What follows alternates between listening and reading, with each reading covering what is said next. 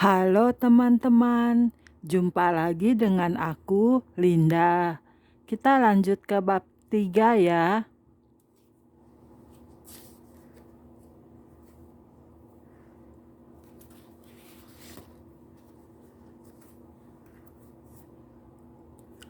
Oke, mari kita mulai. Sekarang jika Anda orang Kristen, saya tanya, apakah Anda mempunyai kitab? Anda pasti akan menjawab punya, dan namanya kitab kehidupan. Bila saya minta untuk menggenapinya, bisakah Anda? Anda tahu bahwa tidak seorang pun di dunia ini yang akan mampu menggenapi isi kitab tersebut. Kemudian bila kita ditanya oleh orang non-Kristen, kita mempunyai kitab suci, mereka juga mempunyainya, dan kita tidak bisa menggenapinya. Lalu mereka mengatakan kita tak akan masuk surga, berarti sama dengan mereka. Tetapi saya menjawab persoalannya lain, karena bagi kita Tuhan sudah menanggung segalanya.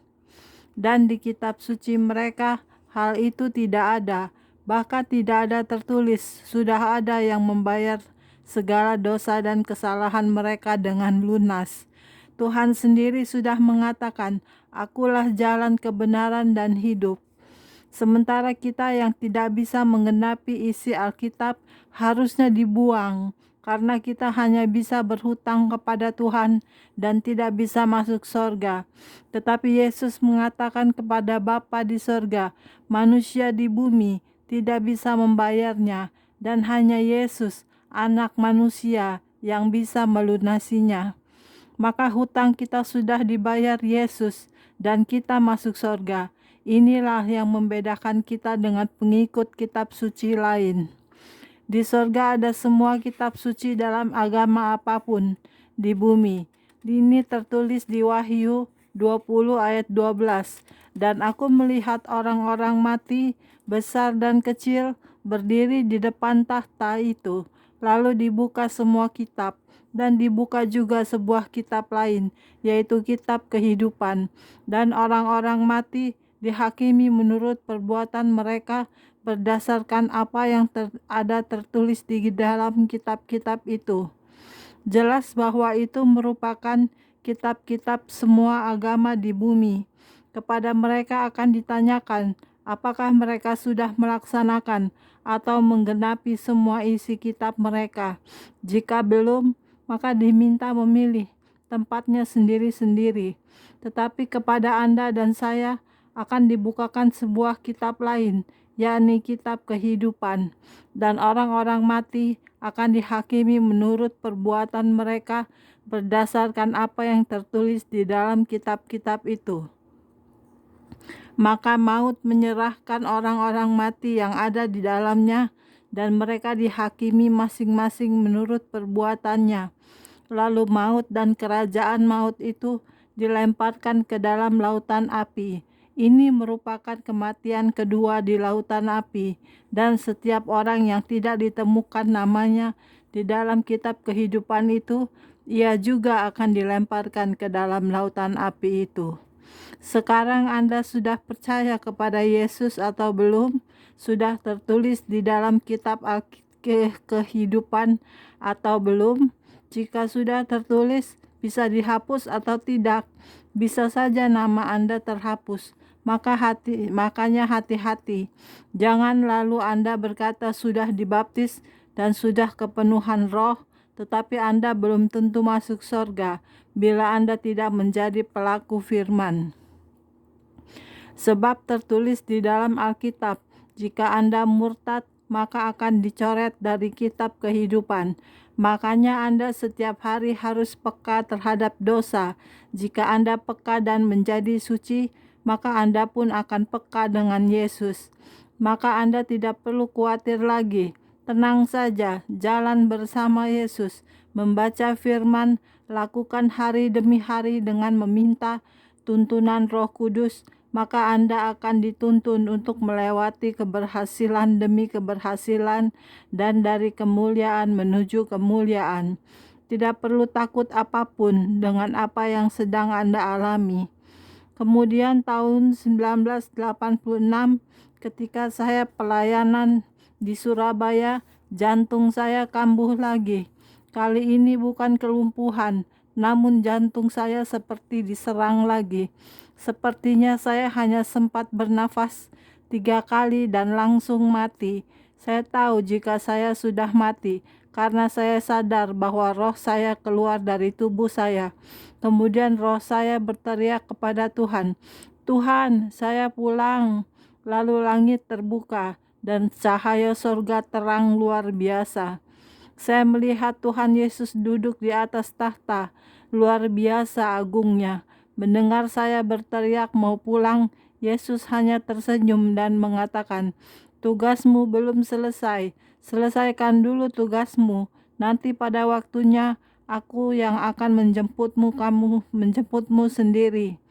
Tuhan begitu sayang kepada saya. Saya sendiri tidak habis mengerti, sebab orang seperti saya ini tidak ada apa-apanya. "Jatah yang aku berikan kepadamu belum kamu genapi," kata Tuhan. Saya mengatakan, jantung saya sudah berhenti. Pikir saya dengan keadaan seperti itu, Tuhan akan mengabulkan saya untuk tetap pulang. Tetapi Tuhan mengatakan, "Tidak masalah." Kemudian Tuhan mengirimkan sinar sebesar 1 kelereng, dan anehnya sinar tersebut dari sorga sampai di tubuh saya tetap saja besarnya 1 kelereng. Kemudian saya dihidupkan lagi oleh Tuhan. Roh saya dimasukkan lagi ke tubuh saya. Jadi sebenarnya mati di dalam Tuhan itu menyenangkan. Bahkan di dalam Alkitab sudah dituliskan, alangkah bahagianya kematian seorang anak Tuhan. Suatu saat saya dibawa ke sorga karena istri saya. Ketika istri saya melihat calon rumahnya di sorga, saya merasa iri hati. Semua saudara saya sudah diberi rumah, tetapi calon rumah saya mana? Saya merasa dianaktirikan oleh Tuhan. Tuhan justru menjawab bahwa saya tidak memiliki rumah. "Loh, saya menginjil begini, mengapa tidak kau beri rumah?" tanya saya. "Tidak," jawab Tuhan. Saya menangis, tetapi saya tidak marah kepada Tuhan atau menuntut hak saya. Tuhan setelah itu hanya mengatakan, "Kamu mau tidak melihat istanaku?" Namun sebelum sampai di istana milik Tuhan, saya melewati beberapa rumah besar yang bagus dan memiliki pekarangan yang luas. Bahkan ada jembatan penghubung yang besar dan lebarnya seukuran antar provinsi. Saya heran mengapa ada jembatan yang begitu besar. Tuhan mengatakan bahwa di sorga tidak ada batasan waktu dan ruang. Kemudian Tuhan bertanya lagi, "Yusak, bagaimana lebih enak? Siapa yang membangun atau yang menghuni?" Saya jawab, "Tentu saja enak yang menghuni, karena yang membangun belum tentu akan menghuni."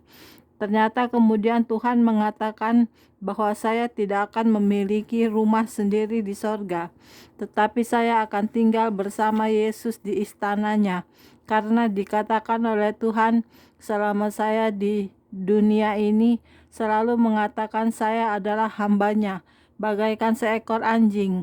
Maka saya akan selalu tinggal bersama Tuhan. Jadi kamu akan tinggal bersama dengan aku. Sekarang saya bertanya, apakah ada anjing di sorga kelak? Jawabnya ada. Jadi bila Anda di dunia ini menyayangi anjing atau binatang lain, maka di sorga Anda bisa memilikinya. Tuhan menyediakan yang terbaik bagi kita semua, sebab Tuhan Yesus sendiri sudah mengatakan, jika kita direndahkan, maka kita akan ditinggikan.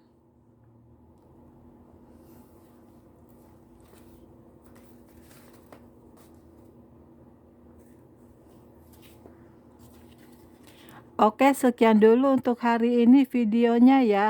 Kita lanjut ke video berikutnya. Jangan lupa subscribe ya. Terima kasih. Tuhan berkati kita semua. Amin. Bye-bye.